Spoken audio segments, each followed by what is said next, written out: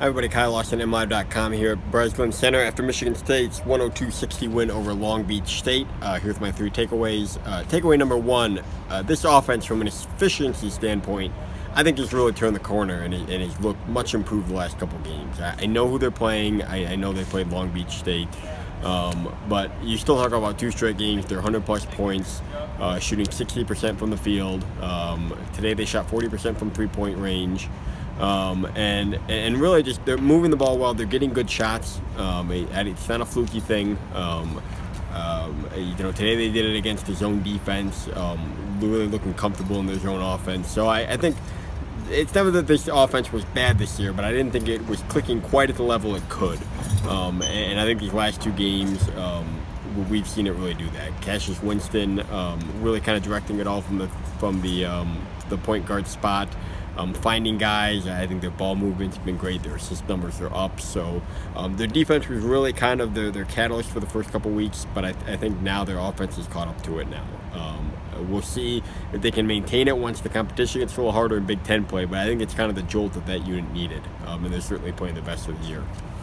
Takeaway number two within that, Nick Ward to me is playing some of, if not overall, his best basketball in Michigan State uniform. I mean that at both ends of the floor. I mean he's been good defensively. I thought he was great today, shutting down Long Beach State's big man.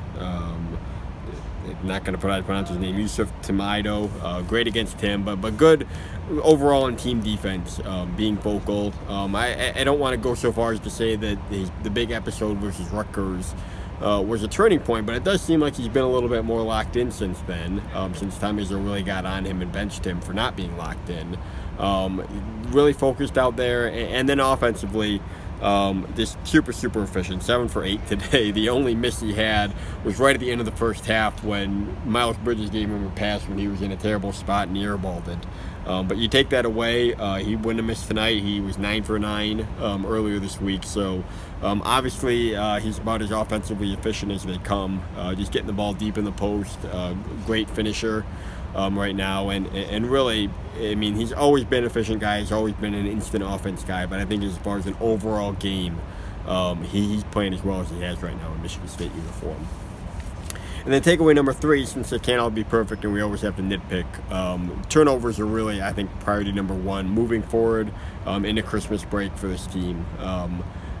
They're going to take a couple days off and then come back after the holiday, and they'll have some two-a-days then, a lot more practice time than normal.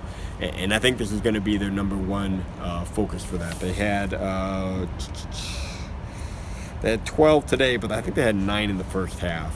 We're really careless at times. A lot of them, it's almost like a tennis term. You call them unforced errors. I think they're trying to do too much. It doesn't come from pressure. It doesn't come from great plays by the other team. It just comes from poor passes. The most notable one to me was when Tum Nairn's trying to throw a alley-oop pass underneath the Miles Bridges down here at this hoop, and just airmails it. Just weird stuff like that. And if it happens a game or two, I think you kind of chalk it up to, that's how basketball is. But it seems like it's really kind of happening night in and night out for this team. And obviously it's not costing them a whole lot. They've won 2 straight games by 40 points. But I think Tom Izzo sees that as, the issue down the road that if they don't get fixed, could really hurt them in a big tournament game. If they have a big turnover game against a good team in the NCAA tournament, I think that's probably the biggest fear right now among the coaching staff at Breslin Center. But overall, that's pretty minor. I mean, this team's 12-1 at the Christmas break, winning all their games by, average of 20 points, ranked number 2 in the country. So I think you'd overall call it a pretty good first half, and we'll see what the second half brings. Stay with MLive.com/Spartans for all your coverage. Thanks for watching.